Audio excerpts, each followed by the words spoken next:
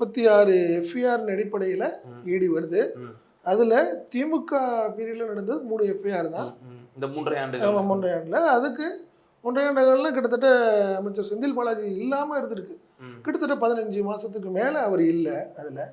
So இந்த பீரியடில் நடந்த விஷயங்களுக்கான விஷயம் வருது. இங்கே இதில் எங்கே கேள்வி வந்து அமைச்சர் செந்தில் பாலாஜி ஜாமீன் விஷயத்துக்கும் இதுக்கு என்ன சம்பந்தம்னே தெரியல. இது ஒரு டீம் வந்து வேற மாதிரி கிரியேட் பண்ணிட்டு இருக்காங்க. ஜாமீன் வழக்கு வேற போயிட்டு இருக்கு. அந்த ஜாமீன் வழக்கில் உச்சநீதிமன்றத்தில் நீங்கள் ஜாமீன் ரத்து செய்யணும்னா நம்ம தெளிவாக பேசியிருக்கோம். ஏற்கனவே ஏதாவது தவறு பண்ணியிருக்கோம். நம்ம தனிப்பட்ட அமைச்சர் செந்தில் பாலாஜி தரப்புலேருந்து யாரையாவது சாட்சிகளை மிரட்டியிருக்கணும், இல்லை வழக்கு விசாரணைக்கு அப்பாற்பட்டு சில விஷயங்கள் பண்ணியிருக்கணும். அதாவது அந்த கண்டிஷன் பெயில் இருக்குல்ல, அந்த கண்டிஷனை நம்ம மீறினால் நீ கோர்ட்டுக்கு போகாமல் இருந்திருக்கணும், வழக்கு விசாரணைக்கு போகாமல் இருந்திருக்கணும். என்ன இல்லை வேற வேற காலதாமதப்படுத்துறதுக்கு வேற ஏதாவது ஆஜராகாமல் ஏதாவது பண்ணிட்டு இருக்கணும். எது வேற இல்லை.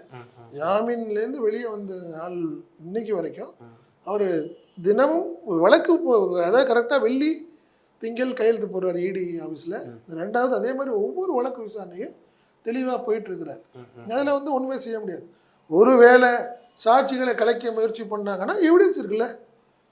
ஏதாவது ஃபோனில் பேசியிருக்காங்களா, ஃபோனில் பேசுனாங்கன்னா அவங்க எந்த ஏரியாவிலேருந்து பேசுனாங்க, அவர் யார், பேசின நபர் யாருன்றது நிறைய இதில் இந்த விஷயத்தில் சயின்டிஃபிக் எவிடன்ஸ் இருக்குது. நீங்கள் ஏகப்பட்ட எவிடன்ஸ் இருக்குது.